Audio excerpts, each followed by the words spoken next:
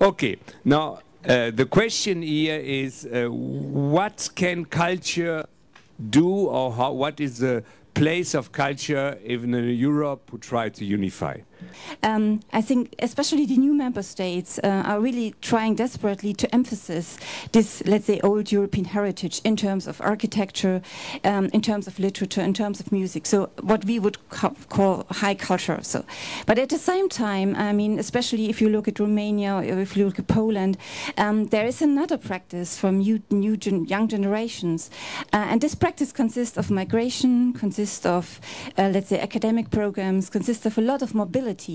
And I think in that way, what I see is that there's also a new, let's say, Europe being formed as everyday life culture, which differs sometimes from the images that are only showing, let's say, the high cultural heritage and just focusing on certain historical periods by highlighting it on a political level. But at the same time, we have a new Europe that is growing from, let's say, from the bottom up. Heute, ich glaube auch in Rumänien in der Kultur, es gibt leider die gleiche Korruption, wie es im ganzen Land gibt.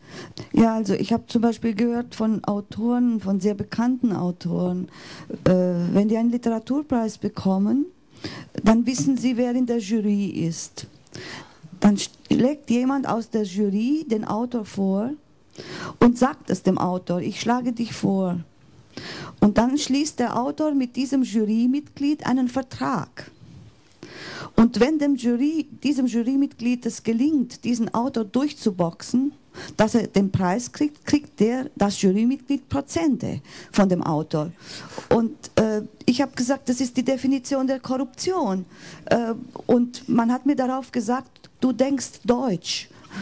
Was ich immer empfinde, bemerke, ist eine mentale Barriere bei jedem Ukrainer, fast bei jedem Ukrainer. Man sagt auf Schritt und Tritt, man sagt immer in Europa und bei uns. Ja? Also die internationale, sozusagen ukrainisch-westeuropäische kulturelle Projekte sind in diesem Sinne ganz, ganz wichtig und wünschbar.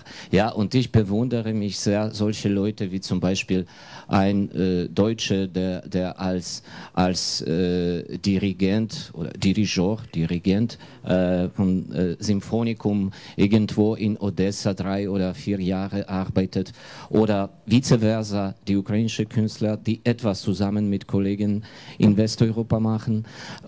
Das glaube ich, das ist immer sehr konkret, das ist immer sehr persönlich, sehr individuell, und Kultur ist immer sehr individuell. I have a dream. Yeah. Okay, Martin Luther King. Yeah, I think Europe is based on war and violence historically, and I was born in 1945, like Dani, we both. And yes, my dream is that we can really. This is a question of culture as well, in a wider sense, that we can really take this and yes, that we have a really peaceful future. That would be a dream, really. And so the end of the big speech of Martin Luther King was, if you have to move. If you can't walk, creep, but move. Okay? Okay.